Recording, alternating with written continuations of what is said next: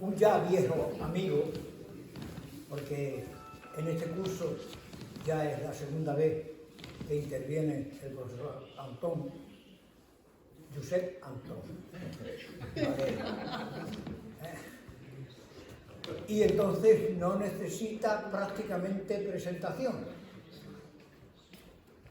La temática de hoy es una temática muy interesante porque todos los caminos conducen a Roma, dicen, ¿no?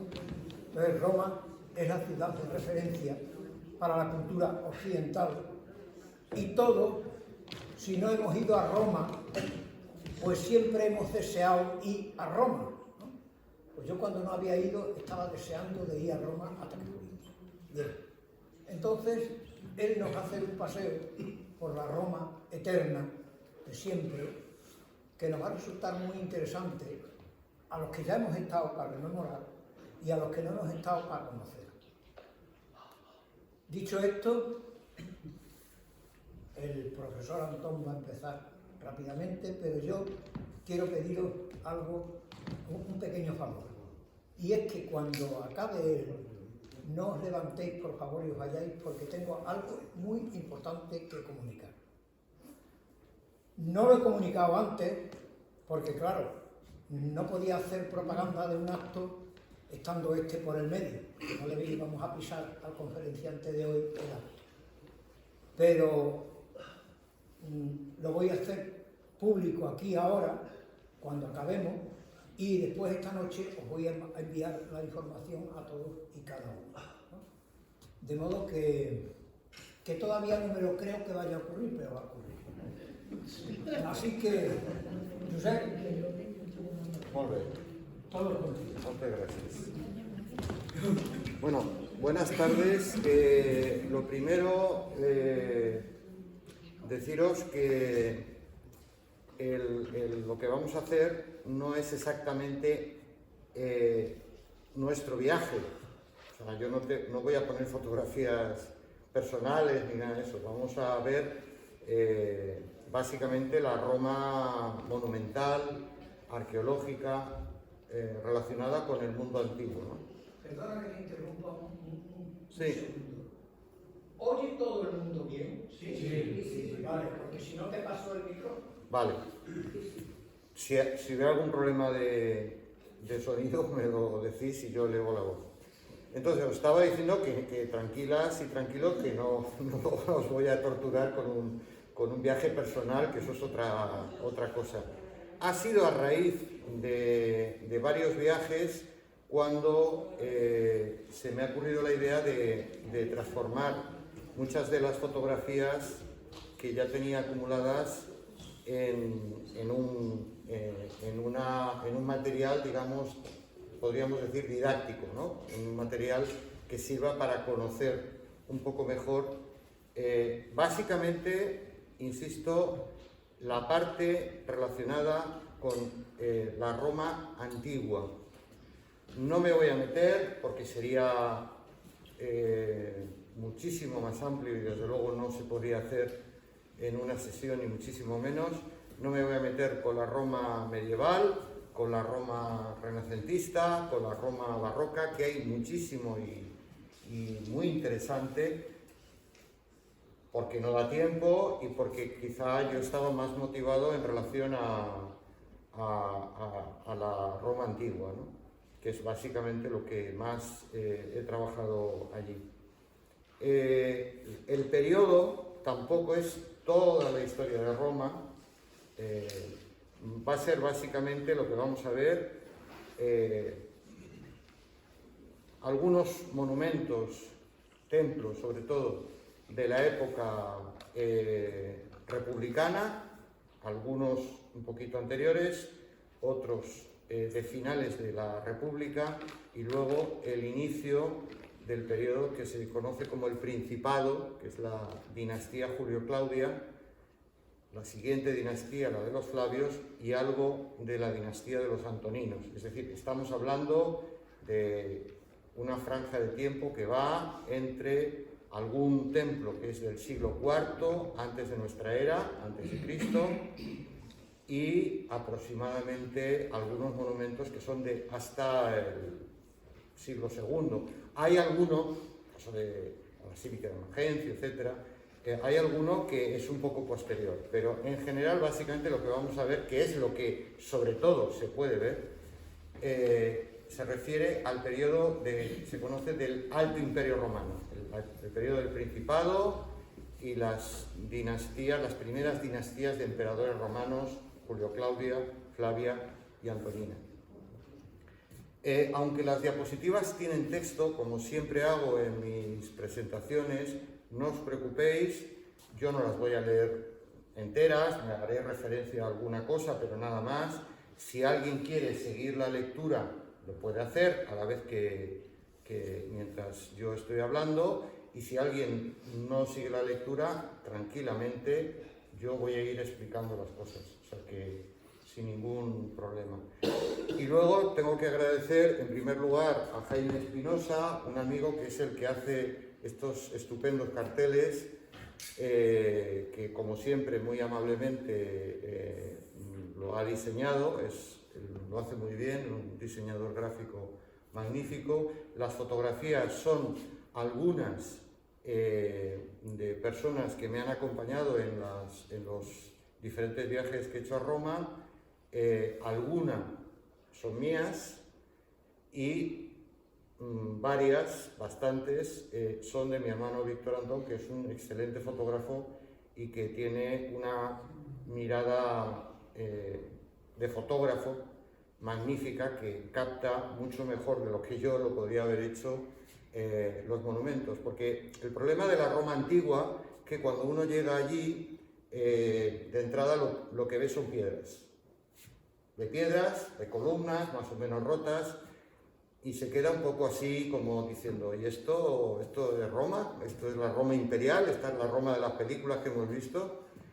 Entonces, a veces en fotografía hay que tener perspectivas, hay que saber conseguir unos ángulos adecuados, una altura adecuada para poder ver con claridad estos edificios y estos monumentos. Y luego, por último, vamos a ver reproducciones de libros. Yo soy enseñante, lo he sido, y no sé si por deformación profesional, pero tiendo a intentar introducir algunos elementos que proceden, lógicamente, de publicaciones, sobre todo para que podáis comparar reconstrucciones de edificios que vamos a ver. Porque como efectivamente muchas veces lo que vemos son piedras, pues uno no se acaba de hacer una idea de lo que está viendo. Entonces, yo voy a hacer algún comentario, pero en varias ocasiones vais a ver reproducidas imágenes de ese edificio reconstruido, hipotéticamente a partir de los restos que han quedado. Es decir, no es un invento del dibujante, pero que, por cierto, hay algunas del mejor, seguramente, dibujante que ha trabajado el tema de Roma, que es Golbin, Jean-Claude Golbin. Pero que estas reproducciones son interesantes porque así podemos estar comparando la fotografía de los restos actuales con una reconstrucción dibujada de estos edificios, y así os hacéis una idea un poquito más adecuada. Así que vamos a empezar.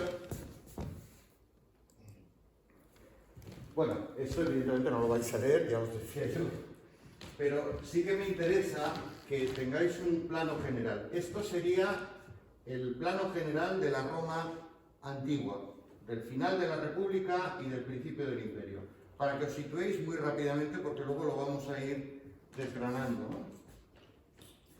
El Coliseo, el Anfiteatro Flavio, las luchas de gladiadores, ¿no?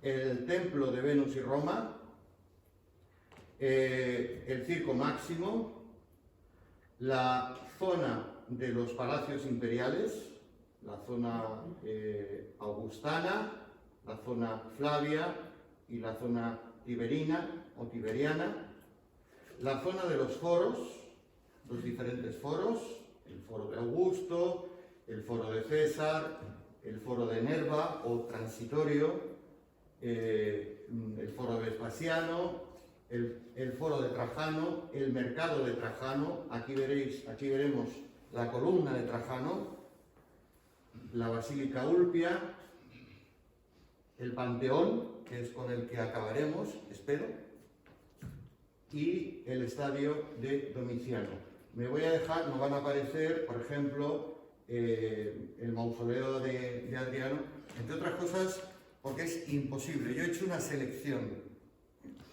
pero es imposible. O sea, y aún así nos va a costar verlo todo. Y voy a pasar lo más rápidamente posible de un edificio a otro, de una construcción a otra, pero es imposible. Yo he hecho un recuento con la cantidad de edificios, monumentos arqueológicos que hay en Roma, y de entrada en mi presentación, si yo la hiciera entera, si no llegamos al final, pues no llegamos al final, intentaré acabar con el Panteón de todas maneras, porque me parece muy simbólico, pero me he dejado fuera 25 yacimientos arqueológicos que también podrían estar aquí, pero que es imposible, es decir, no podemos estar 3 horas viendo diapositivas, ¿no?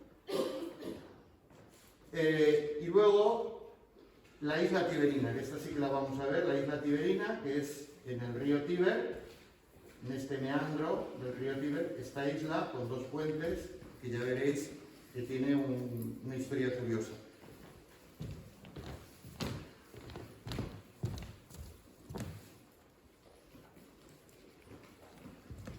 Muy rápidamente, este es un mapa, como veis, de la zona, también de la zona histórica, antigua de Roma. Roma es la ciudad de las 7 colinas. En realidad no tiene 7, tiene más. Roma es una ciudad, los que habéis y las que habéis estado, en las que se está subiendo y bajando constantemente, ¿no? Sobre todo en la parte histórica. Estas colinas, en estas colinas, digamos, se agrupan en una muralla que es la muralla serviana, que históricamente, bueno, tradicionalmente se asigna a la época del final de la monarquía y el principio de la república, la muralla serviana, y esta muralla, que es posterior, que es la muralla aureliana, y que amplía el óvalo de la ciudad, que evidentemente es bastante posterior. Bien, pues en este conjunto histórico hay 2 Romas, básicamente. Una Roma occidental, de la parte oeste de Roma, que es la Roma, en este mapa aparece como los bajos fondos. Es la Roma ruidosa, bulliciosa, llena de gente, llena de esclavos, de criados, de libertos, es decir, de gente, esclavos que se les había dado la libertad, llena de peleas, llena de, para nosotros lo que serían bares, las popina o popinae, vinaterías, llenas de juegos de helados, llenas de, en fin, es una Roma muy bulliciosa, y también una Roma donde hubo incidentes políticos, y había incidentes políticos muy frecuentes. Básicamente porque esta parte, que es el campo de Marte, aquí acabó, inicialmente era una zona de maniobras militares, y al final fue una zona que se monumentalizó, y están algunos de los edificios importantes de Roma, y donde se hacían los comicios, es decir, las votaciones. De ahí viene nuestra palabra en castellano, los comicios. Claro, si allí se hacían las votaciones, los comicios, eso quiere decir, y tenemos testimonio romano, que había altercados por motivaciones políticas muy frecuentes. De la misma manera, en la zona de los foros, como estaban los foros, allí estaban, no solamente había edificios de carácter religioso, sagrado, sino también hay edificios que tenían un papel político, administrativo. Ahí también había altercados con frecuencia. entre otros, por ejemplo, el famoso discurso que Marco Antonio hace cuando se trae el cuerpo de Julio César cuando lo asesinan. Eso se hace en el foro republicano, en el foro más antiguo de los foros romanos. Luego hay zonas como hacia el este, que son más donde los ricos construyeron sus villas. Una zona más tranquila, estoy hablando de la época antigua, siempre, una zona más tranquila, una zona con con huertos, los horti, zonas decoradas, con estructuras arquitectónicas palaciales. Los ricos vivían, por ejemplo, en la zona del Pincio, toda la zona del Esquilino, al norte del Quirinal, toda esa zona. Por tanto, era una zona más tranquila. Por tanto, hay como dos Romas antiguas. La Roma tranquila, la Roma bulliciosa, peleas, etcétera, etcétera. Y por último tenemos el río Tíber, la isla tiberina, que tenía dos puertos, el puerto militar, que estaba al norte, y el puerto comercial, que estaba al sur. Con lo que eso suponía, o sea, una ciudad que recibía a través del río Tíber constantemente, durante todo el día, las 24 horas del día, estaban llegando barcos que subían desde el puerto que daba al mar, que es el puerto de Ostia Antica, subían por el río en barcos que podían navegar por el río y descargaban en la zona comercial, con todo lo que eso supone, los almacenes, carga, descarga, etc. Y altercados también cuando esas provisiones no llegaban a la ciudad. Esto ocurrió en diversas ocasiones. Estamos muy acostumbrados y acostumbradas a ver a los romanos en las películas. Estos son los verdaderos romanos. Estos romanos los saqué del Museo Nacional de Arte Romano de Mérida. Hay una colección magnífica de bustos de romanos y romanas de época final, de época imperial ya, de época de Augusto, porque la ciudad lo funda él. Y además pensar que estas caras que vemos blancas, marmóreas, estamos muy acostumbrados a verlas así, pero en realidad, como todo en el arte romano, estaba pintado. Es decir, los romanos intentaban en sus representaciones, en los bustos, en las esculturas y también en la decoración arquitectónica, en los templos, intentaban buscar la máxima fidelidad posible, realismo posible, y pintaban. Ya, claro, la pintura ha desaparecido, aunque en algún caso queda algún resto. Esta es la famosa gitanilla. Estamos muy acostumbrados, la llaman en el Museo de Mérida la gitanilla, por el tocado que lleva, el pelo que lleva, acostumbrados a verlos con un peinado determinado, ¿no? La moda, tanto en la ropa como sobre todo en el cabello, fue cambiando con el paso del tiempo. Yo estoy especialmente enamorado de Lutatia Lupata, que es una estela mortuoria de una chica de 17 años, esclava, que está tocando el pandurium, una especie de guitarra, y que debía ser, sin embargo, muy querida por sus dueños, por sus amos, porque le construyeron esta lápida a esta esclava Lutatia Lupata. Estos son los verdaderos romanos. Estoy haciendo un intento de cómo vivían los romanos antes de ver piedras, para que nos situemos un poco en la ciudad. Si no, las piedras quedarían un poco, les faltaría un poco de piel, ¿no? de la gente. La vida en las calles, bueno, aquí vemos dos cosas. Vemos la casa del tabique de madera, lo he cogido de Pompeya, porque se ve una reja, y esto nos remite a que la Roma antigua era una ciudad, podríamos decir, con un lenguaje actual, insegura. Es decir, había un problema de seguridad serio. Había especialistas, bandas de especialistas que asaltaban casas. Claro, especialmente las casas de los ricos, las domus, las casas de los ricos. Y por eso, entre otras cosas, ponían en las ventanas, sobre todo en los niveles inferiores, rejas. Esta es una reja de hierro de esta casa de Pompeya. Las insulae, las casas de los pobres, eran de ese estilo. Esta es una fotografía que tomé en Herculano.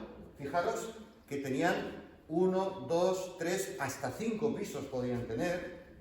Las límites, las partes, las casas se dividían con estos paneles hechos con maderos y prácticamente barro, no mortero ni piedra, es decir, casas muy precarias. 1, 2, 3, 4, 5 niveles. Imaginaros esto lo que significaba en cuanto al ruido, ¿no? Juvenal, Séneca, Cicerón, se quejan del ruido en Roma. Roma era una ciudad, debió ser absolutamente una ciudad ensordecedora, sobre todo en su parte oeste, la parte bulliciosa de la ciudad. Porque todo el mundo estaba en la calle, sobre todo la plebe, todo el mundo estaba en la calle, todo estaba lleno de comercios, todo estaba lleno de niños, animales, carga, carros, etcétera, etcétera. Hasta tal punto que ya en tiempos de Julio César se prohibió el acceso a Roma de lo que podríamos decir cargamento pesado. Ya nos gustaría en la Fuente del Maestre también que el cargamento pesado a veces no lo viéramos rodar por nuestras calles a mitad de mañana, ¿no? Se prohibía hasta 2 horas antes de la caída del sol. Y luego podían circular también durante toda la noche. Eso quiere decir, como dicen estos autores romanos, que especialmente 2 horas antes de la caída del sol y toda la noche estaban los carros circulando de un lado para otro, con el ruido, con la carga, la descarga, etcétera, etcétera. Estos son las insulae, las casas de pisos, y luego pensar lo que significaría a nivel de peligros diversos, entre ellos los incendios, especialmente a partir de la noche. Al anochecer se encienden las candelas, ¿no? Las lucernas, las linternas de la época, ¿no? Se encienden los hornillos y eso significaba, como está más que documentado, reiterados incendios espectaculares. Todos y todas tenemos en la cabeza el incendio del año 64 de Nerón, el incendio de Roma. No, Roma se incendiaba periódicamente y la gente estaba muy acostumbrada y a veces arrasaba 1/3, 2/3 de la ciudad perfectamente. Porque claro, las casas eran así, sobre todo la casa de los pobres.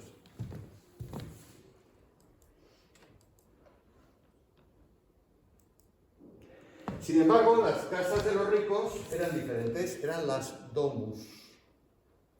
No me voy a detener, un vestíbulum, un atrium, un patio porticado, un peristilo, zonas ajardinadas, etcétera, etcétera. Esta es dos imágenes de Pompeya, la casa, la domus de Cascalomus y la domus de los Beti. Estas domus estaban dentro de la ciudad, ya digo, pero sobre todo en la parte este de la ciudad. Si exceptuamos, lógicamente, la zona de los palacios imperiales, que eran, evidentemente, unas domus espectaculares en las que vivían los magistrados, los emperadores, la gente adinerada.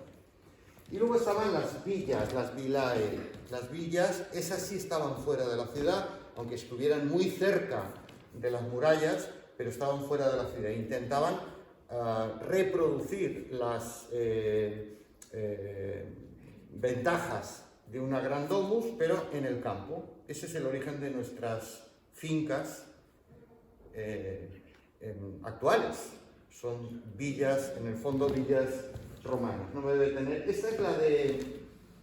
Os he puesto aquí en la Minoplontis, la villa de Popea, que construyó Nerón para Popea. Bueno, era de la familia de Popea, esposa de Nerón, que por cierto murió asesinada, supongo que conocéis la historia, por lo menos así lo recoge Suetonio, murió asesinada por su marido, por Nerón.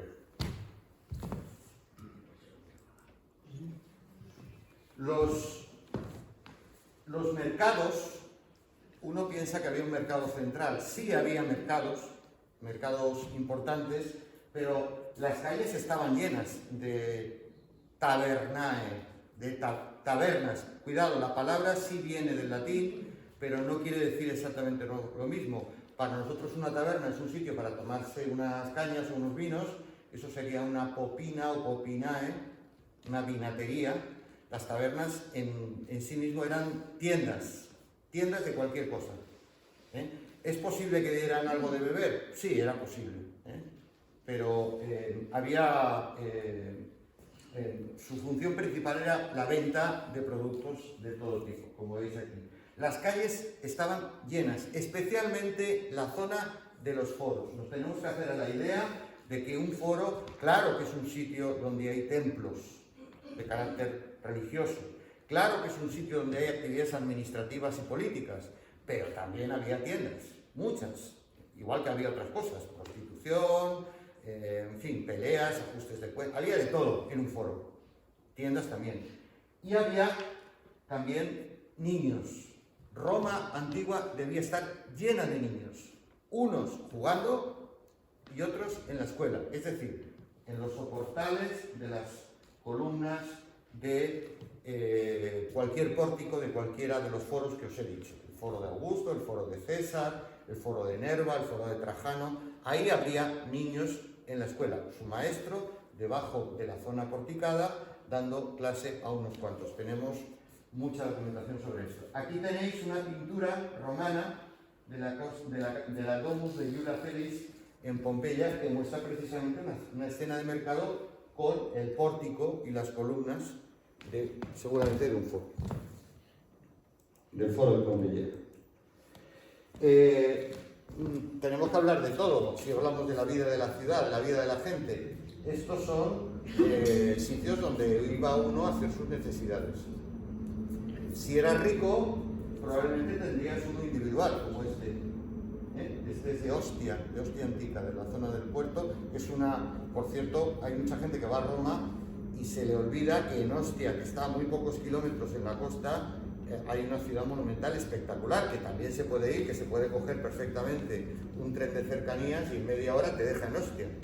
Y tienes ahí una ciudad espectacular, además del puerto de Roma, el puerto donde llegaban todos los barcos que suministraban a la ciudad. Bueno, si eras rico tenías uno individual, pero si eras pobre, evidentemente no. Si vivías en una ínsula de 3-4 pisos, evidentemente que no. Entonces, ¿qué hacías? Bueno, pues lo que se ha hecho hasta no hace mucho también aquí, el orinal, luego tiraba por la ventana y las letrinas públicas, que esto sí, las autoridades romanas, o bien un evergeta, es decir, alguien rico que financiaba una obra pública para quedar bien delante de la gente, seguramente porque se iba a presentar a las elecciones a magistrado, se construían periódicamente. Esto siempre llama mucho la atención porque, efectivamente, los romanos,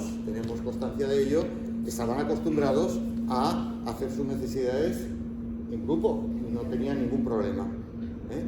No había, es más, era un lugar de socialización. La gente intercambiaba opiniones, noticias, qué es lo que se ha dicho en el foro, quién ha llegado, ¿entendéis?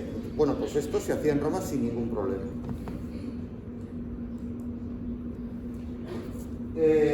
Los Orrea es una ciudad llena de almacenes, porque es una ciudad, pensad, que a finales de la República y principios del Imperio, Roma llega a tener más de 1 millón de habitantes. Para la época es una barbaridad, hoy en día también lo sería, ¿no? 1 millón de habitantes. Eso significaba, no son los contenedores de grano, eso significaba que bien un evergeta, es decir, uno que financiaba de su pecunio un almacén, que es un horrea, un almacén, o bien los magistrados, las instituciones públicas, financiaban estos almacenes, pero almacenes había por todos lados. Era fundamental si se quería dar de comer a este 1 millón de habitantes. Aunque las imágenes son de Ostia y reflejan un foro comercial, hay que pensar que tanto en Ostia como en el puerto comercial de Roma habría un foro comercial, o dicho de otra manera, una zona donde estarían cerca los horreas, los almacenes, una zona donde estarían las empresas comerciales, es decir, las que traían y enviaban barcos, comerciaban. Aquí tenéis, esta es de Ostia, ya digo, aquí tenéis, por ejemplo, la marca, el logo, podríamos decir, la marca y una empresa que, aunque no lo leáis, dice, es una empresa naval de Cartago, de Cartago, forma parte del Imperio Romano, las marcas y algunas representaciones. A veces muestran la especialidad de la empresa, el tipo, si venden pescado, si venden animales para el anfiteatro, para las luchas en el anfiteatro, en fin, hay representaciones delante del espacio, ¿lo veis ahí? Del espacio donde estaba la oficina, que de ahí viene la palabra oficina, la oficina de la empresa que se dedicaba a comerciar. Por tanto, estas oficinas de empresas estaban, propietarios de estas empresas comerciales, estaban en las zonas comerciales y ahí hacían sus negocios, ¿no? Os hablábamos de mercados. Aquí tenéis una representación de un puesto de verduras, este es de Ostia, un cambista o banquero. No existían los bancos como tales, pero sí existían banqueros. Es decir, gente que o bien cambiaba moneda, porque en ese comercio del Imperio Romano había moneda extranjera que había que, como nos ocurre a nosotros también, ¿no? Había que cambiarla por moneda que circulara en el imperio, o bien prestaban dinero. Veis que ahí el esclavo Beliberto está tomando notas, está registrando el intercambio. Por cierto, la palabra banco proviene de donde se colocaban estos banqueros o prestamistas, es decir, un banco de madera. De ahí viene la palabra banco actual. Se ponían en los foros, en los mercados. La carnicería, que no se diferencia demasiado. Ahí está la clienta esperando a que le corte la carne. Aquí tenéis del Museo de los Uffizi una tienda de telas, los compradores sentados mirando las telas y los otros enseñándolas.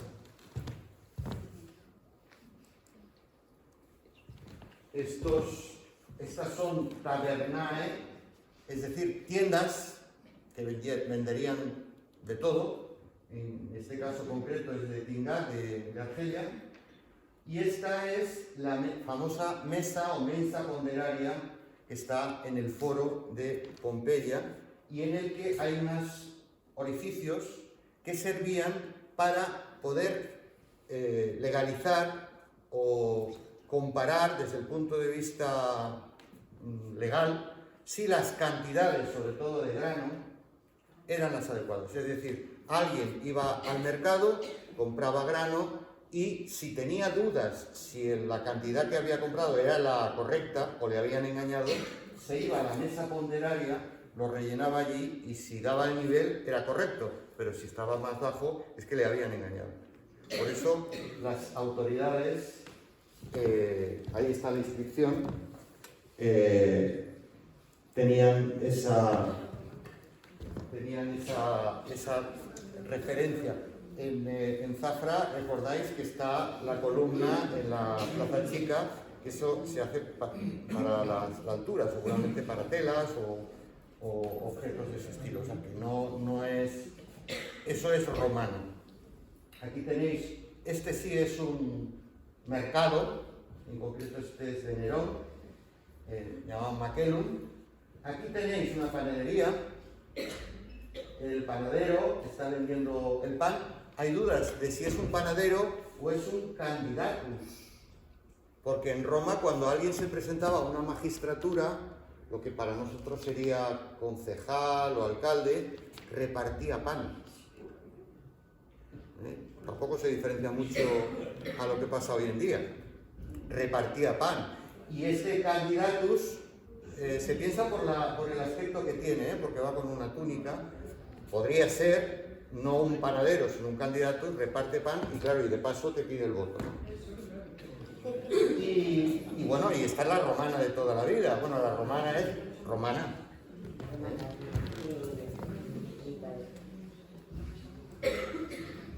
Hablando de pan, las panaderías, los molinos, el horno, este es de Ostia Antica.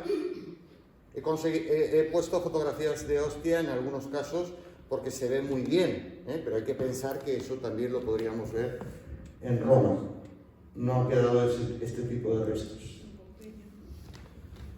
Esto también es de Ostia, es un termopolio, que sería algo así como una venta, en la que también se podría, bueno, más que una venta, un restaurante de comida rápida. En estos dos puestos que son los restos arqueológicos, esta es la reconstrucción. Se pondrían, como veis aquí, en el caso de la de Pompeya, se pondría no la comida en el hueco, sino se pondría una tinaja en ese hueco con la comida. Comida, aceitunas, una sopa, unas verduras. Entonces se pondría allí, cuando se vaciaba se colocaba otra en esos huecos. Este es de Pompeya, este es de Ostia.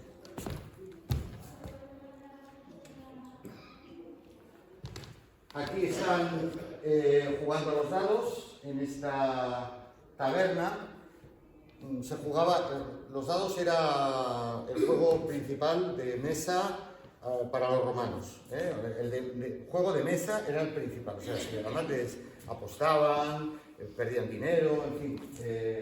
Y tenéis aquí, también había una tabernae, específicas para jugar, que sería lo que hoy para nosotros es un casino.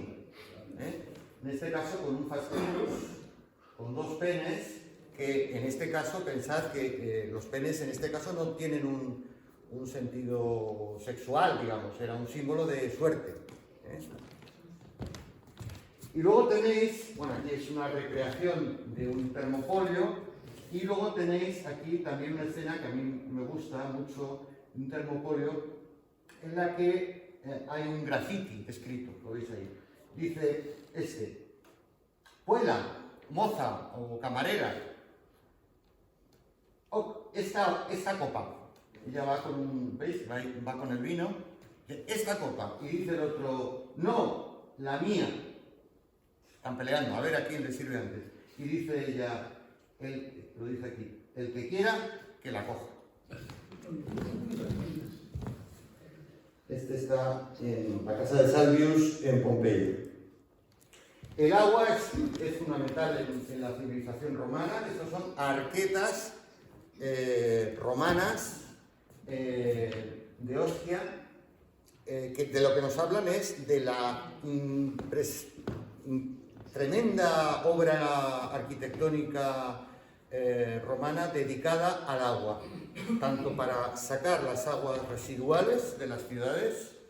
Eso no va a volver a ocurrir hasta mucho más tarde en las ciudades europeas y de buena parte de los países que ocupó el Imperio Romano, como en el transporte, los acueductos subterráneos y acueductos al aire libre como este de Tarragona, espectaculares. Y luego las fuentes, esta es de Ostia también, de Herculano. la ciudad está llena de fuentes, estaría llena de fuentes. ¿Por qué? Porque en las insulae, en las casas de pisos de los pobres, no hay agua corriente, evidentemente. El agua corriente, y no todas, las tienen las domus, las casas de los ricos. Y eso era porque pinchaban en la red de aguas que iba a las fuentes. Claro, pinchaban porque pagaban un canon. A las que iban a las fuentes, pinchaban las domus, sacaban tuberías, algunas de plomo ya en época romana, y tenían agua corriente en la domus, en la casa.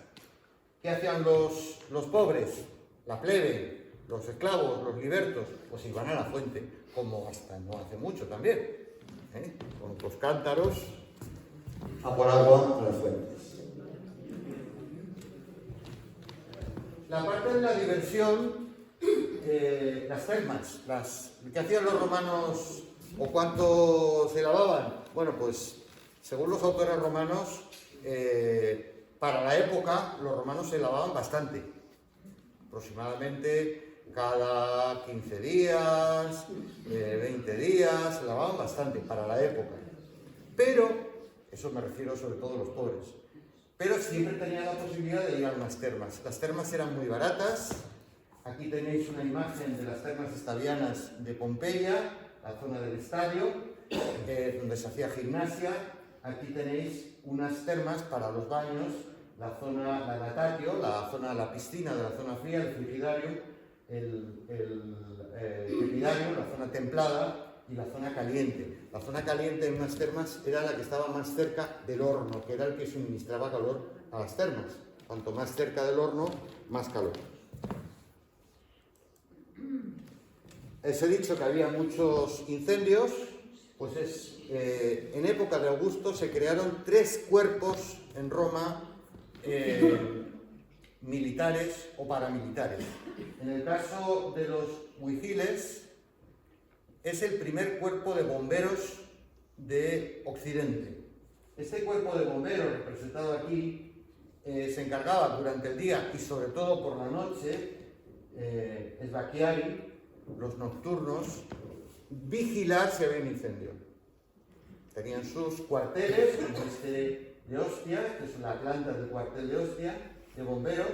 Tenían sus aparatos, sus carros, sus hachas, sus cuerdas, sus vasijas, sus cubos. Y luego también hacían otra cosa, y era vigilar. En este caso hay una escena en la que una hechicera está haciendo un ritual en la noche, y entonces ellos hacían un poco como de, por eso decía paramilitar, de guardias nocturnos.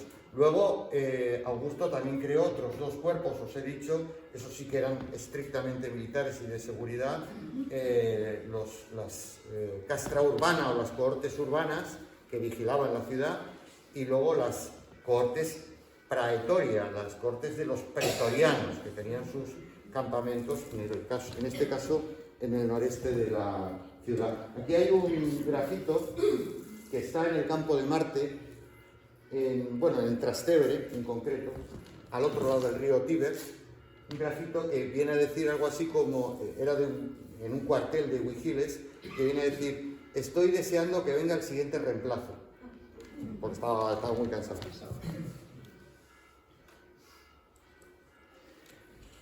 Estoy acabando esta introducción de la vida en Roma. El sexo. Bueno, la sociedad romana era una sociedad por antonomasia patriarcal. El Dominus, una escena de una serie magnífica que se titula Roma, la podéis localizar, una serie británica muy buena. El Dominus y la Domina, el señor y la señora. Esa estructura patriarcal en la que el pater familias domina sobre toda la familia, sobre los esclavos, sobre los clientes, es decir, la gente que le debe algo, sobre los libertos que están a su cargo, etc. Esa herencia del pater familias es romana. Pero ese pater familias, sobre todo los varones, no solo, pero sobre todo los varones, tenía otro mundo. Y es que la sexualidad la podían cubrir en los lupanares. Lupa en latín es loba, es decir, las prostitutas, las llamaban lupas. El lupanar, los prostíbulos, o la prostitución, porque no todos se hacían prostíbulos, también había en el circo, en los teatros, en las arcadas de los acueductos, en los puentes, había prostitución en Roma por todos los sitios. Los paterfamilias podían tranquilamente hacer sus escarceos cuando les diera la gana. He dicho que no solo, porque sí que hay documentado que alguna mujer, normalmente una domina, es decir, alguien, una viuda o una mujer muy rica, también utilizara, ¿cómo es esta escena? Está en el Museo de Nápoles, los servicios de un prostituto. Los grafitis, las calles de Roma y de las ciudades romanas estaban llenas de grafitis, algunos personales, por ejemplo, piropos. Alguien le lanzaba un piropo a alguien, a un gladiador o a un vecino, y le decía, fulanito es muy guapo, y lo pintaba. Luego, comerciales anunciaban su tienda, su empresa, su tabernae, su vinatería, su termopolio, y muchos políticos. No me voy a detener, aquí hay un grafito, dos grafitos que se han encontrado recientemente en Pompeya, pero lo que venían a decir es la publicidad política. Vota a fulanito, que es una buena persona, ¿no? O no votes a menganito, que es un ladrón y un corrupto. Bueno, pues más o menos. La diversión, el teatro, no me voy a detener, este es el teatro de Ostia, pero era una forma también de diversión, evidentemente ir al teatro, no solo para ver tragedias, para ver comedias, los romanos, más que los griegos, eran muy amigos de las comedias y las chanzas y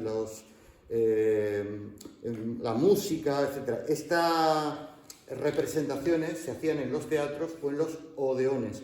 En los odeones se podían intercalar sobre todo con música.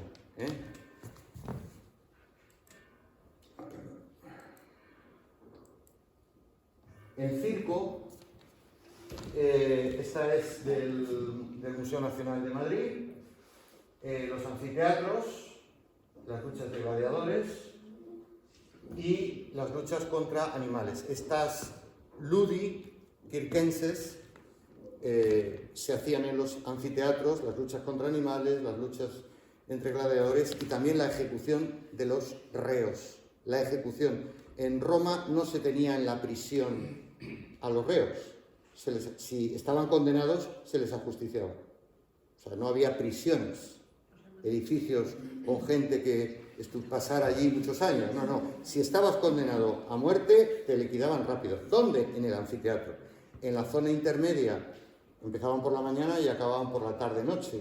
En la zona intermedia del mediodía sacaban a los reos y los mataban a cladium, con espada o con animales. Que de ahí viene toda la literatura posterior cristiana de los mártires cristianos que mueren por los leones, etcétera, etcétera. Bueno, no es que murieran los cristianos por los leones, es que se ejecutaba a los reos, fueran los que fueran, entre otras cosas con animales, también con espada. Y entramos a la zona monumental. Bueno, esta es la zona de entramos en la zona ya de edificios. Esta es la zona del Largo di Torre Argentina. Suelo poner alguna frase, los templos de la época republicana, los Cirus de marzo. ¿Por qué? Esta es la imagen actual y esta sería la reconstrucción. El templo de la Fortuna, el templo de Feronia. Esta es una vista panorámica. No son todos de la misma época, no me voy a detener mucho. Pero ¿por qué os pongo esto? Primero porque son templos de la época republicana, alguno del siglo IV, siglo III antes de nuestra era y alguno ya del siglo I antes de nuestra era. Pero ¿por qué pongo esta zona? Primero porque es muy interesante, son 4 templos juntos. Esta es la zona de la cela. La cela es la zona más sagrada del templo. Podéis ver el área... tenéis que imaginar, como hemos visto, las columnas, el pórtico, la cubierta y dentro del todo está la cela con los dioses. Aquí está la zona, el ara, para hacer los sacrificios que solo podían hacer los sacerdotes adjuntos al templo. Si había algún ritual público, se hacía fuera del templo, no se hacía dentro. Aquí tenéis el que tiene forma circular, que es un modelo copiado de los griegos. No es muy habitual entre los romanos, la figura del tolos, o la estructura del tolos circular. Estos son los 4 templos que os he dicho antes. ¿Y por qué lo llamo los Idus de marzo? Porque en el largo de Torre Argentina, que por cierto no tiene nada que ver con Argentina, sino con Argentoratum, que es el que le dio nombre y luego se derivó a Argentina, aquí es donde se asesinó. Aquí están los 4 templos, ¿los veis? Y dan con este teatro y esta especie de curia que está aquí, dan pared con pared. Bueno, pues aquí asesinaron a Julio César.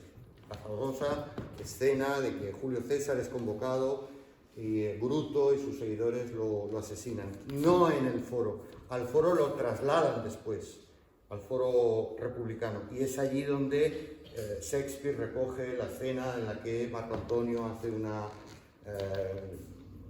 discurso, etcétera, etcétera. Sigue siendo una película magnífica, la de Marlon Brando, inspirándose en Shakespeare de Julio César. Una película fenomenal. Mira que Marlon Brando estaba joven allí, Pues, efectivamente, la rostra, es decir, el lugar para hacer declamaciones, esto sería una especie de rostra, para hacer declamaciones al público, la rostra está, y el lugar donde podría estar el cuerpo, los restos, porque se quemaban. Recordad que en esa época lo dominante en el mundo romano era quemar a los difuntos, sobre todo los ricos. También está el lugar donde podrían estar los restos de Julio César. ¿Cómo no? El Coliseo. Pero lo titulo Hoy es un buen día para morir, evidentemente porque el Coliseo es un anfiteatro. Luchas contra animales, luchas de gladiadores, ejecuciones de los reos. No me voy a detener mucho, pero sí decir que este anfiteatro Flavio se llamó así y no fue hasta bastante más tarde que adoptó el nombre de Coliseo, que proviene de Colosseo en italiano, que hace alusión al coloso. El coloso lo vamos a ver después. ¿Por qué un coloso le acaba dando el nombre al edificio que es un anfiteatro? Pues lo veremos. Lo que sí quiero deciros es que el Coliseo se construye en una de las zonas del conjunto palacial de la Domus Aurea, de la Domus de Nerón, de la cual queda muy poco porque Nerón fue condenado a la damnatio memoriae, es decir, al olvido. La siguiente dinastía a Nerón, acaban los Julio Claudios, es la Flavia, y Vespasiano, Tito, deciden destruir, sepultar, digamos, casi todos. Sin embargo, todavía hoy, en la zona del Monte Oppio, que está al este, se puede ver todavía restos, si tienes suerte y no están excavando, porque si están excavando no dejan entrar, subterráneamente, parte de la Domus Aurea. Aurea por lo dorado, por el uso del dorado en la decoración y también del oro, evidentemente. Es un conjunto, o debió ser un conjunto realmente fascinante. No me voy a detener mucho más y deciros que las luchas de gladiadores se acabaron en el siglo V, continuaron las venationes, las luchas contra los animales, y la última fue en el 523. ¿Por qué pongo marketing político? Un buen día para repetir. Pues porque Vespasiano y Tito, los promotores del anfiteatro Flavio, después conocido como Coliseo, lo que estaban haciendo era una campaña de publicidad política. Habían derribado una dinastía, la Julio-Claudia, habían instalado una nueva dinastía, la Flavia, y tenían que ganarse al pueblo. ¿Y cómo lo hicieron? Con una de las diversiones más importantes de los romanos. No la más, porque las más son los circos, pero sí de las más populares, que eran los anfiteatros. Si construimos el mayor anfiteatro del Imperio Romano, nos vamos a ganar a la plebe. Por eso pongo marketing político.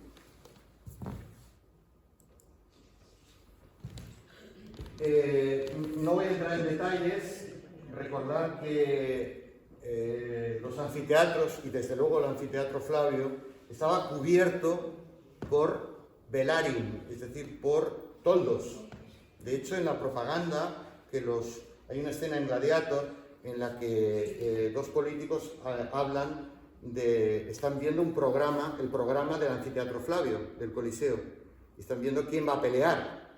Bueno, pues eso existía en el formato de papel, bueno, de papiro, en formato de grafitis, y nos ha llegado la referencia en esa publicidad de habrá velarium, habrá toldo, para animar a la gente a ir al anfiteatro porque no se iba a asar con el sol pegándole encima. También se tiraba agua al público, agua perfumada, entre otras cosas también porque pensar en la cantidad de los miles de personas que estarían allí, y era una forma también de ventilar un poco. Y luego la famosa tramoya que aparece en Gladiator, que está razonablemente bien, más o menos, representada. Los subterráneos, porque encima estaba el tablado de madera, los subterráneos donde estaba toda la maquinaria, estaban las jaulas de los animales, esas que suben, que es verdad que subían. Hemos encontrado anfiteatros con los espacios para esas maquinarias, con las hendiduras y los herrajes para poder subir y bajar jaulas. Esa parte está bastante razonable. Bien, pues todo eso, los gladiadores, eso estaba ahí debajo. Y conectado con el Coliseo, aunque mucha gente pasa por allí y no sabe qué es el Ludus Magnus. El Ludus Magnus está muy cerca del Coliseo y conectaba por vía subterránea directamente con el Coliseo.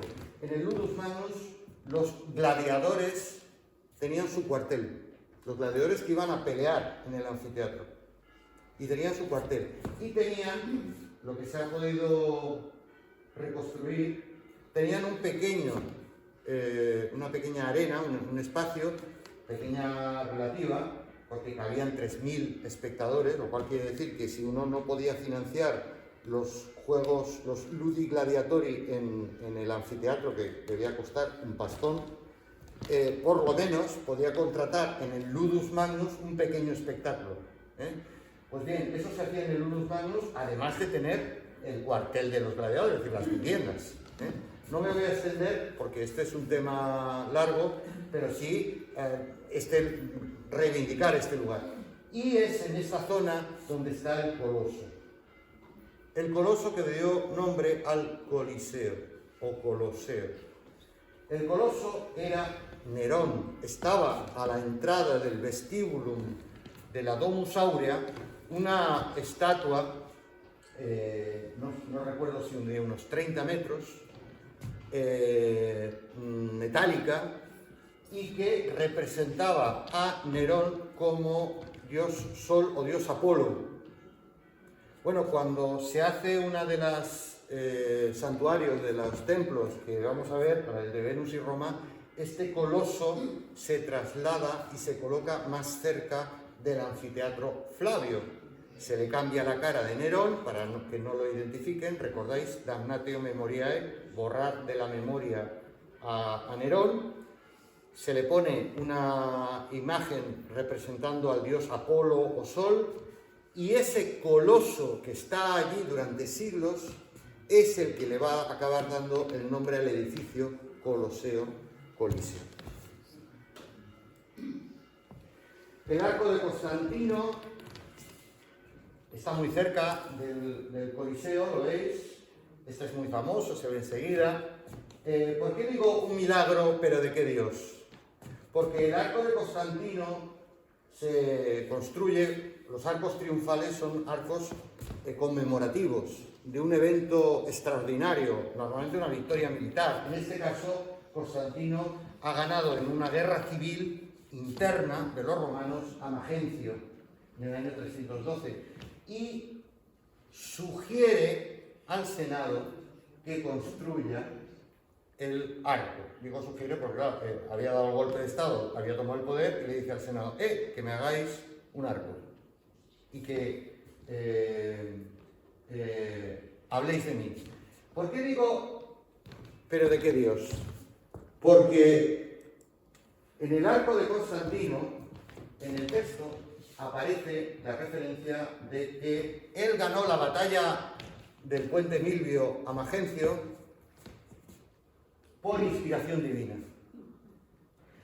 Los autores cristianos, los padres de la Iglesia, los primeros escritores de la historia de la Iglesia, hablan de esta inscripción y de este evento como el resultado de un milagro, según el cual Constantino, que siempre se ha tenido por ser el primer emperador romano cristiano, se habría convertido al cristianismo por efecto de un milagro. Ese milagro tiene dos versiones, una representación celestial en la cual aparece la cruz y se oye una voz, en otra versión no se oye la voz, solamente se ve la cruz, en otra versión tiene un sueño, pero en fin, sea la versión que sea, lo curioso es que los dos padres de la Iglesia que hablaban de ello, Eusebio de Cesarea y Lactancio, no se ponen de acuerdo, como veis, qué es lo que pasó, o si en realidad era un sueño pero era de otro Dios. Lo cierto es que, por inspiración divina, no dice de quién. Y lo que sabemos de Constantino, en contra de lo que dicen los padres de la Iglesia, es que Constantino, en la misma época o inmediatamente antes de la construcción del arco de Constantino, estaba haciendo rituales paganos, es decir, de la religión romana, al uso, a Júpiter, a Apolo. En el arco de Constantino no hay ninguna referencia, excepto esta frase, que es una frase evidentemente, pues que puede querer decir cualquier cosa. Entonces, por eso digo, ¿de qué Dios? Pues no se sabe. Puede ser el dios Sol, el dios Apolo, o puede ser la teoría de Cristo. Lo cierto es que esa representación que supuestamente aparece la representación de la Xi y la Rho, que sería en griego Christos, las dos letras griegas, esa imagen no aparece en la época de Constantino en ningún resto arqueológico, en ninguna moneda, en ningún texto. No aparece en ningún sitio. Lo que pasa es que sí está recogido con posterioridad por los padres de la Iglesia. El arco de Tito, y digo aquí, el día que Judea dejó de existir. ¿Por qué dejó de existir? El reino de Judea, el reino de los judíos, entró en guerra con Roma. Hubo una rebelión, Judea era un protectorado romano, y esa rebelión acabó en época de Vespasiano y sobre todo de Tito, acabó en una guerra y en una derrota absoluta, en una destrucción de Jerusalén. La gente que hace turismo religioso y se va a Jerusalén, bueno, ahora sería un poquito complicado ir a Palestina, ¿verdad? O a Israel, pero bastante. Pero se cree que está pisando suelo del siglo I. No, está pisando el suelo de la época de Adriano y sobre todo medieval. La ciudad fue destruida totalmente. Con el botín de guerra, y aquí lo tenéis, la marcha triunfal, la entrada triunfal de Tito, montado en una cuadriga con los soldados, y la menorá. La menorá es el famoso candelabro de brazos que se traen del templo de Jerusalén los soldados romanos.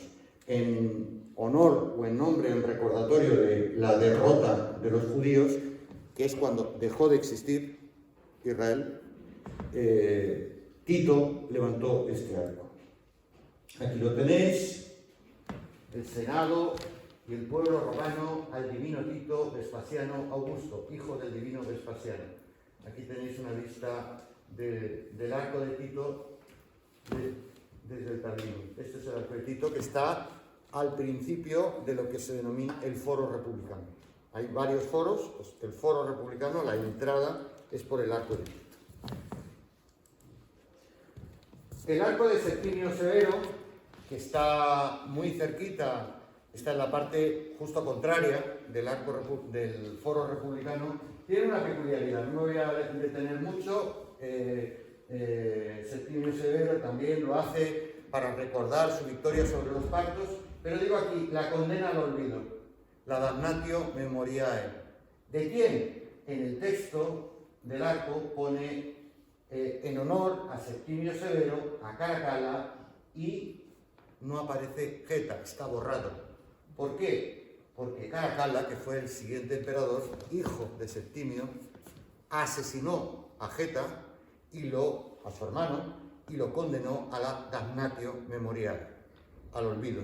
Y todos los edificios y todas las representaciones que pudieran representar a Geta fueron eliminadas por orden imperial.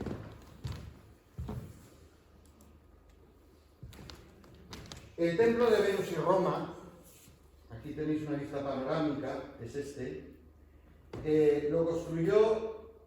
lo mandó construir y diseñar, tenía unas dotes especiales como arquitecto, el emperador Adriano, este famoso emperador de formación helenística. No sé si habéis leído Memorias de Adriano, de Marguerite Yourcenar. Lo mandó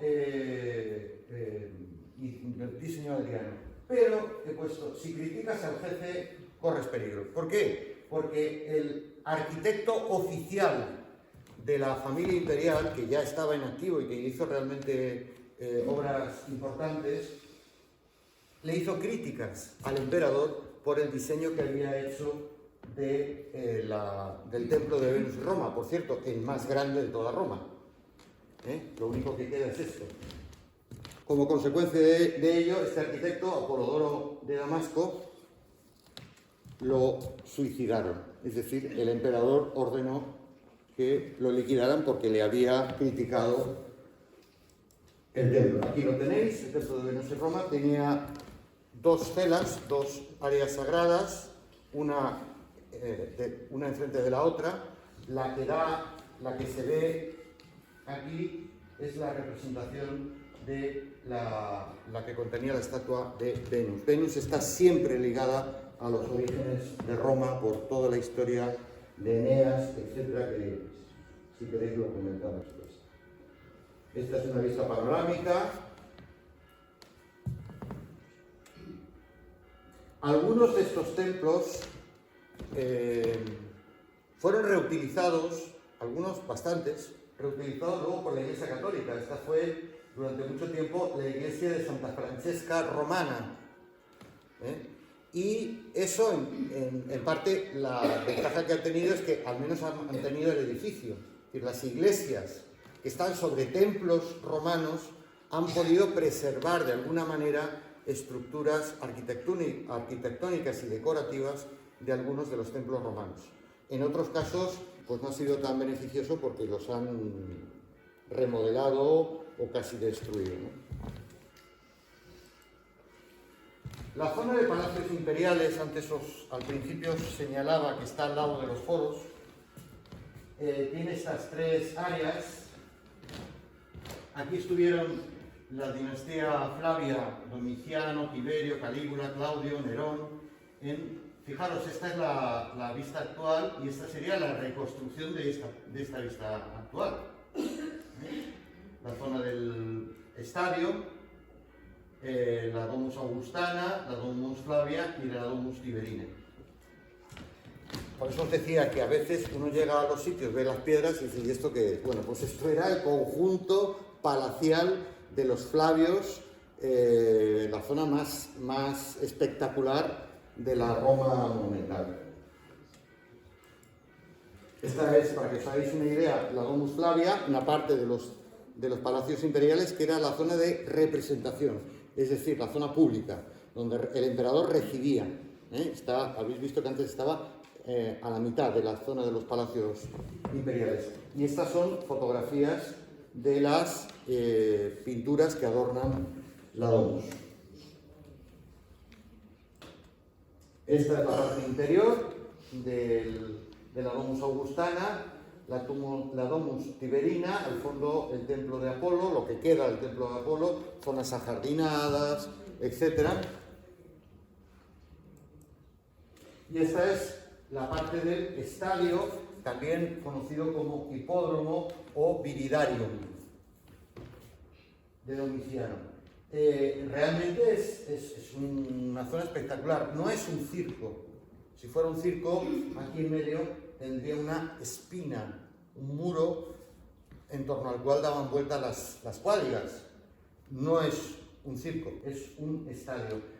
¿Qué es lo que podría haber aquí? Pues probablemente, no lo sabemos con seguridad, carreras de hípica, montar a caballo, juegos, música, jardines para pasear. Aquí hay una zona, aquí está la exedra donde estaba el palco imperial de Domiciano.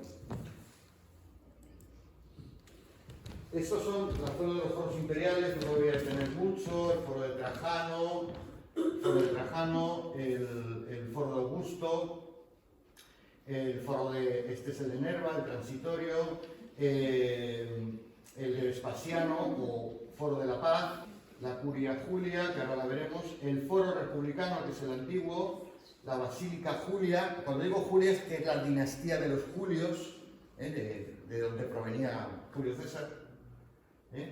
El templo de Antonino y Faustina y el templo de Castor y Polus. ¿Por qué os lo pongo aquí? Para que veáis que el conjunto está muy cerca, porque lo vais a ver ahora. Esta sería una reconstrucción panorámica para que os hagáis una idea de cómo era y cómo es. Aquí está la zona del templo de Antonino y Faustina y la tumba de Rómulo, la llamada tumba de Rómulo. La tumba de Rómulo, ¿por qué pongo orígenes de la leyenda y del dinero? Bueno, la tumba de Rómulo y el templo de Saturno. Porque este templo pequeño, circular, se le atribuye, hay dos atribuciones, una sería a un templo fundado por Rómulo, cosa absolutamente imposible, pero los romanos lo atribuían a él, aunque es verdad que fue reconstruido en el siglo III antes de nuestra era. Y en el caso del templo de Saturno, está digamos, cerca del arco de Septimio Severo, a su izquierda, quedan este podium y estas columnas. Ese también es de los más antiguos del foro, en torno al siglo V antes de nuestra era, y ese se le atribuye o bien final de la monarquía o principios de la república. ¿Pero por qué? Por eso digo el dinero, porque era donde se guardaban los documentos oficiales del Estado y el tesoro. O en el templo, por la documentación que tenemos, o en las cercanías inmediatas del templo. El foro de César, que construye César porque el foro republicano se había quedado pequeño, y siempre en competición con Pompeyo, lo financió con la Guerra de las Galias. Sabéis, Cayo Julio César, vencedor de la Guerra de las Galias, cuando pasa el Rubicón, etcétera, etcétera, y el botín que trae construye el foro. Pero es un foro relativamente pequeño en la que solo había un templo, el de Venus Genesis. Venus, ¿por qué? Os he dicho antes, porque está vinculado a la gens, a la dinastía de los Julios, a través de la figura de Eneas. Venus supuestamente se habría acostado con el padre de Eneas, un mortal y un inmortal. Esto en la mitología grecolatina no es raro.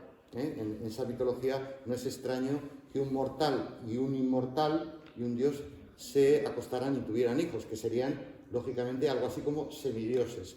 Ese Eneas será, a través de su hijo, Iulo Anquises, sería el fundador, o uno de los fundadores de la dinastía y de la propia Roma. Por eso tiene sentido que Julio César le montara el templo a Venus, Venus Genetrix, Venus la madre. Aquí tenéis una representación de la reconstrucción del foro de César. Aquí tenéis el podio, que es lo que queda del Templus de Venus Genetrix.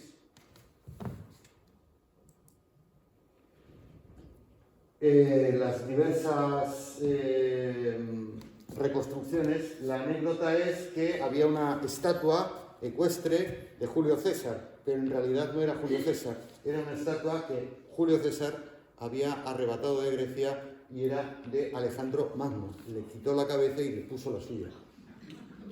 Claro, esto tiene sentido, porque Alejandro Magno era la referencia histórico-mitológica del mundo antiguo. Había sido el primer gran imperio de la antigüedad, el imperio de Alejandro Magno. Estaban bastante obsesionados, casi todos, por emular a Alejandro Magno. Los Julios, la dinastía de los Julios, también construyó esta basílica, que está en uno de los sectores, en uno de los laterales del Foro Republicano. Veis aquí lo que queda de las columnas y la arcada. Y luego la curia es esto, este edificio.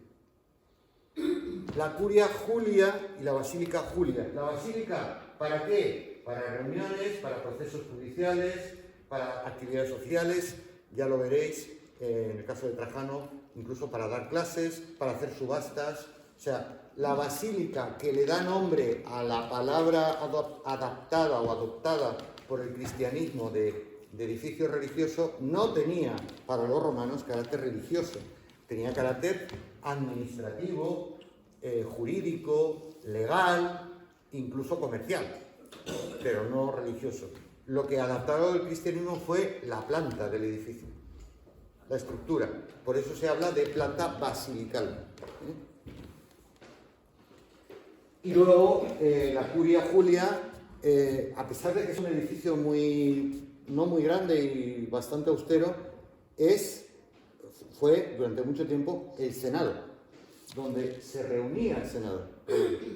Esas películas que sacan al Senado romano, a los senadores, en esos escenarios con unas columnas impresionantes, pues no, el Senado romano era la Curia Julia, era una cosa bastante medianita, ¿no? Para lo que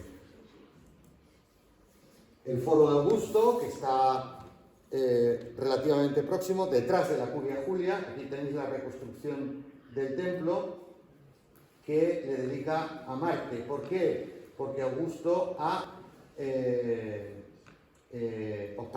Octavio Augusto, ha vencido en las guerras civiles y evidentemente es Marte el dios que le ha apoyado, ¿no? El dios de la guerra. ¿Ves lo que queda del podio? El templo de Antonino y Faustina, digo yo aquí, una pareja bien avenida, porque este templo, que como veis acabó transformándose también con posterioridad en una iglesia, este templo, primero Antonino Pío, se lo dedicó a su mujer y la divinizó. El primer dirigente romano divinizado es Julio César, y lo hace Octavio Augusto, y luego a partir de él casi todos los demás. Antonino se lo dedica a su mujer Faustina, y luego el propio Senado, cuando muere Antonino, le incluye. Por eso pone al divino Antonino y a la divina Faustina por decreto del Senado. A pesar de la iglesia, es uno de los templos, no quizá de los más grandes, pero sí de los mejor conservados. Aquí tenéis una panorámica.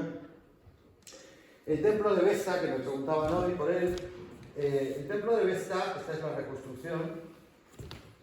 Esta reconstrucción es donde estaba el fuego sagrado, que nunca se debía apagar. Si se apagaba el fuego sagrado de la diosa Vesta, se produciría un cataclismo en el Imperio Romano. Por tanto, las vestales estaban dedicadas exclusivamente a el servicio de Vesta, de Minerva y de el mantenimiento de ese fuego. tenían un rol muy importante. Por ejemplo, en la cavea del anfiteatro Flavio, del Coliseo, las mujeres no se podían sentar en las 3 niveles más bajos, los que estaban más cerca de la arena, no se podían sentar. Se sentaban en el 4.º nivel y encima en asientos de madera. El Coliseo, la 4ª planta, era de madera. Los muros eran de piedra, pero los bancos y la estructura era de madera. Ahí se sentaban las mujeres, los esclavos y los libertos. Y en los niveles inferiores, por nivel de riqueza, la plebe, la orden ecuestre, los caballeros, la clase media, y en el nivel inferior, que es el que estaba más cerca de la arena, el que veía mejor las luchas, etcétera, etcétera, esos eran los ricos, los magistrados, los militares, etcétera. Pues bien, las únicas mujeres que se podían sentar al mismo nivel que el emperador eran los vestales. Aquí está la casa de los vestales, que tenía de todo, horno, molino, dormitorio, etcétera. Y tenían prerrogativas. Por ejemplo, si tú eras un prisionero, ibas por la calle y te cruzabas a una vestal y le rogabas a la vestal, sálvame, la vestal, que era intocable, si le concedía sus favores, ese reo automáticamente era liberado. O sea que tenían unas prerrogativas y un estatus muy importante. Eso sí, tenían que ser vírgenes. Por eso pongo yo las monjas vírgenes, porque tenían que asegurar que durante 30 años esas vestales tenían que mantener los rituales y la virginidad. Y hay algún caso documentado en el que a una vestal se la coge o se la acusa de haber roto su virginidad, y como no se las podía tocar, eran intocables, se las llevaba a un lugar de la muralla de Roma y se las emparedaba y moría de inanición. Así se la gastaban los romanos. El templo de los Dioscuros, que queda muy poquito, este es el podio, que está muy cerca este es el templo de Vesta, que es un templo en Tolos, templo circular.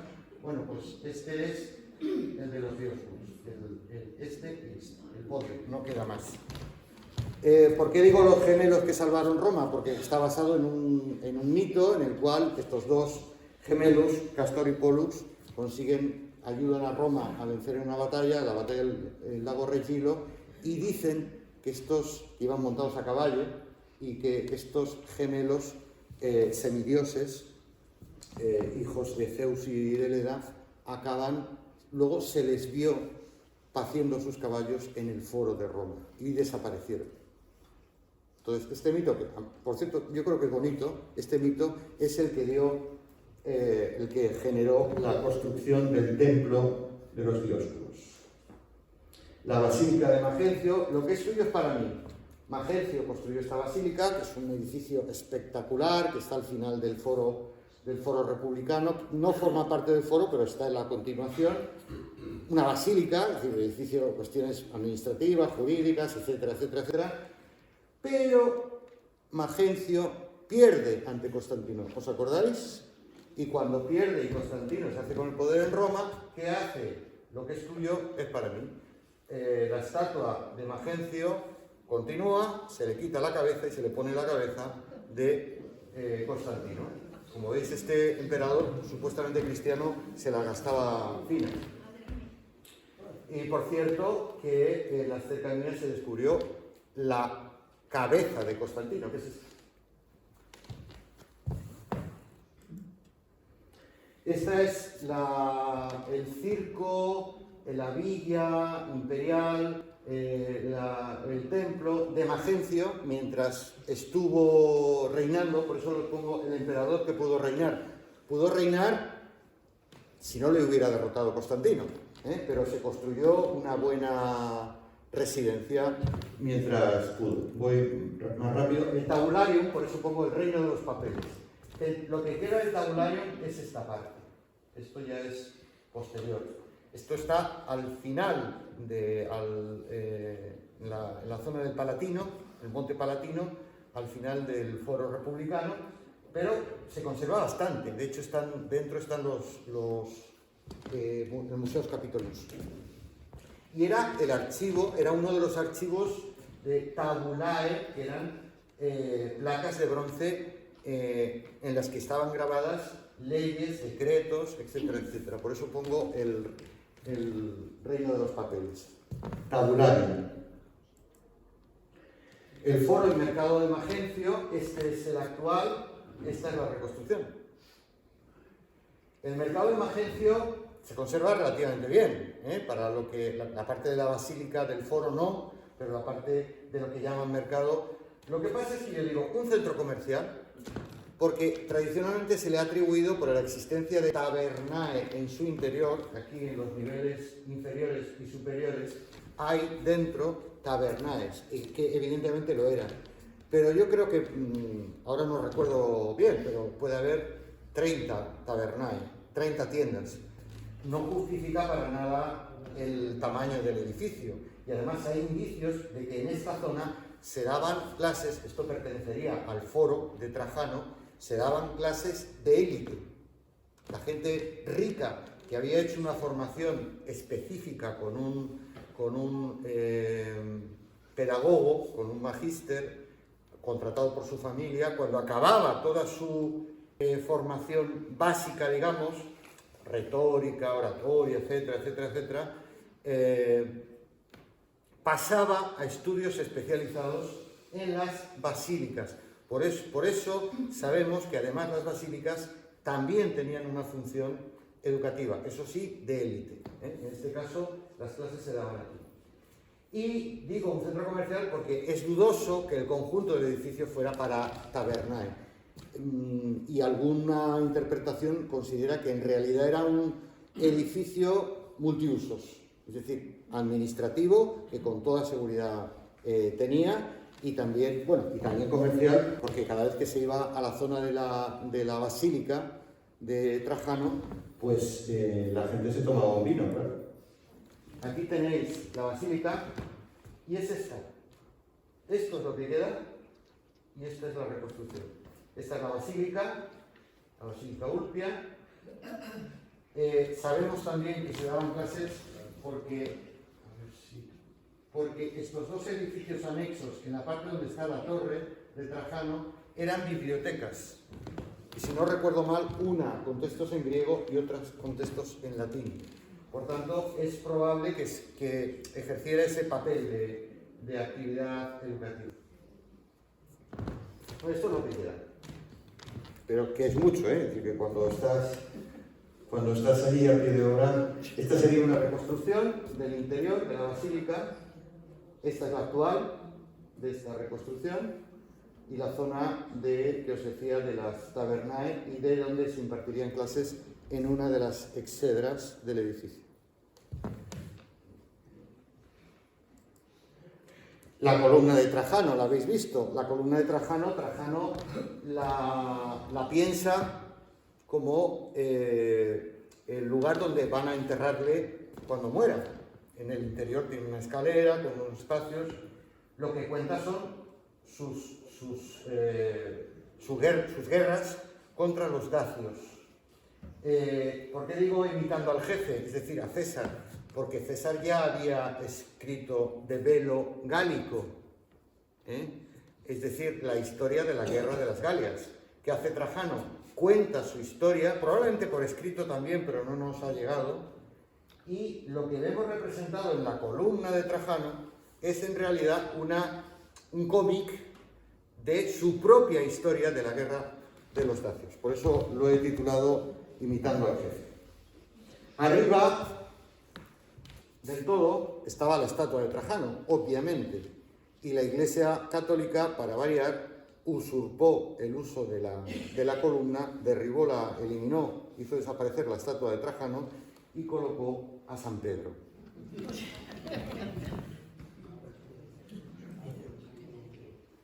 El Teatro Marcelo, ¿por qué lo titulo Un asesinato en palacio? Entre el pórtico de Octavia y el foro auditorio. Este teatro de Marcelo era el tercer teatro en piedra, antes los hubo en madera, en piedra en Roma. Cuando es construido, lo inicia César y lo acaba Augusto, Octaviano.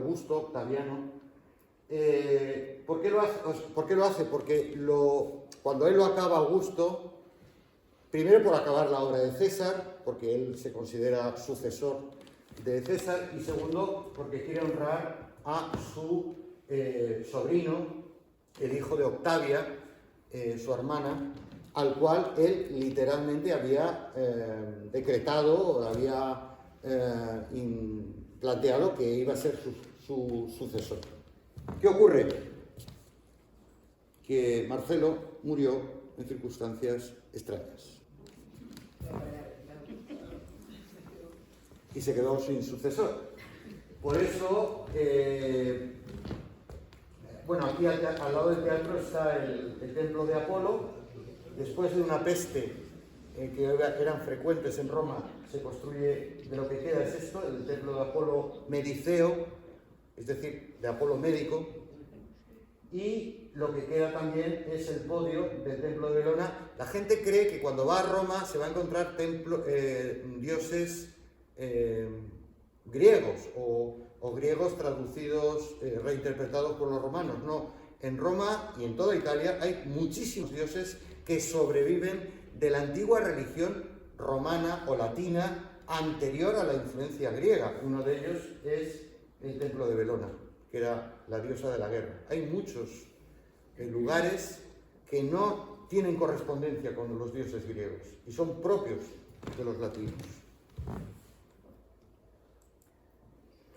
El pórtico de Octavia, asesinato en Palacio 2, porque es Octavia, la madre de Marcelo, al cual le hacen desaparecer. Según algunos autores romanos, se considera que Marcelo fue asesinado o fue la inductora al asesinato de la propia esposa de Augusto, Livia Drusila. ¿Por qué? Pues porque lo que quería, según estos autores romanos, es que el que reinara fuera su propio hijo, como sí, así ocurrió, ¿no? Al desaparecer Marcelo, el pórtico sería esta la reconstrucción. Lo que se conserva es esto. ¿Lo veis aquí? Es esto. Bueno, ya vamos acabando. Los templos del Foro Boario, el de Hércules Víctor, que es un templo muy curioso, pequeño, redondo, también en forma de tos, y el templo de Portunus, este es también latino, el protector del río Tíber. Una curiosidad, en la Edad Media, en la Alta Edad Media, fue el templo de Santa María Egipciaca, patrona de las prostitutas arrepentidas. El puente de Fabricio y de Cestio, que es el que comunica la isla tiberina por el río Tíber, el Fabricio es el que te lleva de la zona del campo de Marte hacia la isla tiberina, y el Cestio es el que pasa al Trastevere. Bueno, tiene una curiosidad, y es que, digo ahí, ¿dónde apartar a los apestados? Bueno, pues el mito dice que esta isla tiberina, que por cierto fue labrada para que tuviera el aspecto de un barco, se basa en un mito según el cual los romanos acudieron a Grecia, a Epidauro, trajeron una representación, una escultura de Esculapio, el dios de la medicina de los griegos, y hubo ahí un milagro, la serpiente que rodeaba a Esculapio, por eso la representación de las farmacias de la serpiente es Esculapio. Las farmacias son grecorromanas en realidad. Se bajó en la isla tiberina la serpiente, y entonces ahí decidieron, es aquí donde colocamos la estatua de Esculapio. Lo cierto es que sabemos que hubo varios templos, entre ellos el de Esculapio, el de Júpiter, el de Fauno, y luego dioses propios, ¿no? Latinos.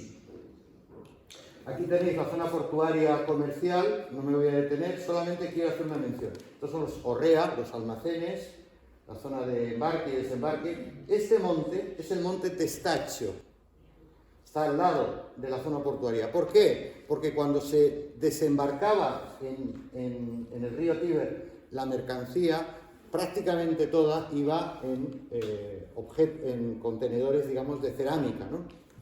Que todos hemos visto en los museos. Pues bien, en muchos casos o bien se rompían en la carga y descarga o sencillamente se descargaba y especialmente los que venían con aceite o con vino, eran difíciles de reutilizar para otro tipo de funciones. Fuera como fuera, lo cierto es que todo el material cerámico de todo tipo que era inservible se tiraba en el monte Testaccio. Y es un monte porque la cantidad es tan enorme de material que ha acabado convirtiéndolo en un monte. Y no hace falta deciros que esto para los arqueólogos es un chollo, porque muchas de esas ánforas que traían especialmente vino también, pero sobre todo aceite, adivinad de dónde venían. A Roma, de aquí, no de Fuente del Maestre, de Andalucía y de Extremadura.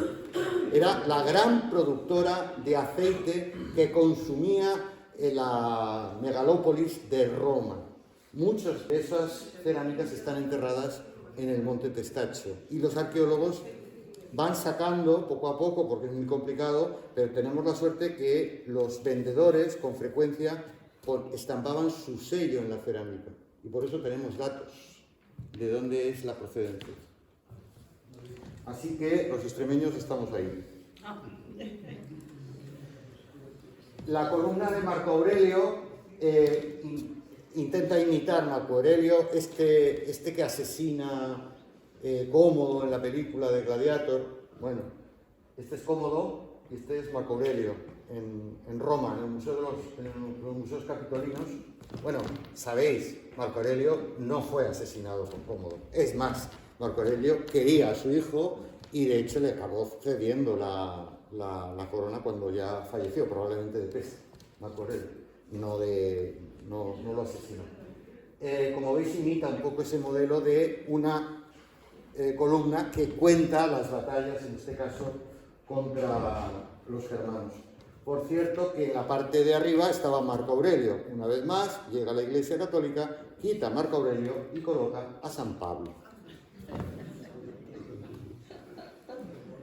El Circo Máximo, que la verdad, si queréis, creo que es espectacular, está al lado de la zona de Palacios Imperiales, pero se ve más circo, aunque no es tan grande, se ve más circo en Mérida que en el Circo Máximo. Se conservan parte de las estructuras del graderío. En el Circo Máximo prácticamente no. El circo que era la gran diversión de los romanos. El estado de Domiciano es esto. Aquí está el espacio de Piazza Navona, que era literalmente el estadio de Domiciano. ¿Veis la piazza? No sé si se ve, con el puntero. Esta es la piazza, la plaza, las fuentes famosas de la Piazza Navona. Bueno, pues tiene el espacio del estadio. Estadio, no circo, porque tampoco hay espina. Esto seguramente se hizo para imitar los juegos, hacer juegos a la griega. Las termas de Caracalla ya está hacia la Vía Apia, unas termas monumentales, espectaculares, y de las cuales hay, afortunadamente, claro, se han llevado todo lo que tenía valor, los mármoles, las columnas, que eran las estructuras de los edificios, pero aún así, fijaros, es espectacular. Las termas y el acueducto del Aqua Antoniana, el Adrianeum, cuando en la bolsa se encuentra algo más que acciones. Esta es la bolsa de Roma, pues es el templo de Adriano. Se puede ver la parte columnada y en el interior. Es muy recomendable que si vais al interior entréis dentro de la zona de, digamos, no de exposición, porque no se veía mucho más, pero sí de un vídeo que está bastante bien hecho. ¿Los obeliscos egipcios en Roma? Pues sí, en Santa María del Popolo, aquí los tenéis. El de Piazza Navona, el de la iglesia, enfrente de la iglesia Santa María sopra Minerva y enfrente del Panteón. ¿Por qué los romanos se traían obeliscos egipcios? Porque les parecían espectaculares, increíbles. Y algunos, como es el caso de la Piazza Navona, los colocaban en los circos. Dentro de la espina se colocaba el obelisco. Lo que pasa es que han dado muchos tumbos. Normalmente, si los obeliscos no están en los circos, es porque luego han sido trasladados a plazas. Normalmente eso lo ha hecho la iglesia. Y el Panteón. El Panteón de Agripa, la mano derecha de Augusto, en fin, podríamos hablar del edificio, pero solamente deciros que Panteón quiere decir el templo de todos los dioses. Y quería acabar, a ver si me pensaba.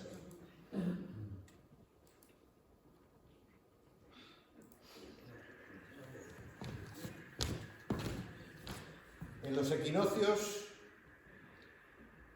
el óculo que habéis visto, que está en el techo de la cúpula, en los equinoccios entra el sol, va entrando el sol, va iluminando la zona de la cúpula hasta acabar en el suelo y ilumina también el acceso, la entrada de lo que hace de propileo, de columnas porticadas de la entrada del Panteón. Esto es lo que queda después de haber sido convertido en iglesia, pero queda mucho.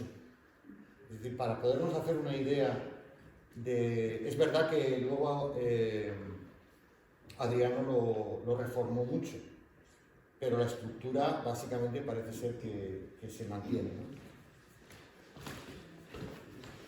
Es espectacular.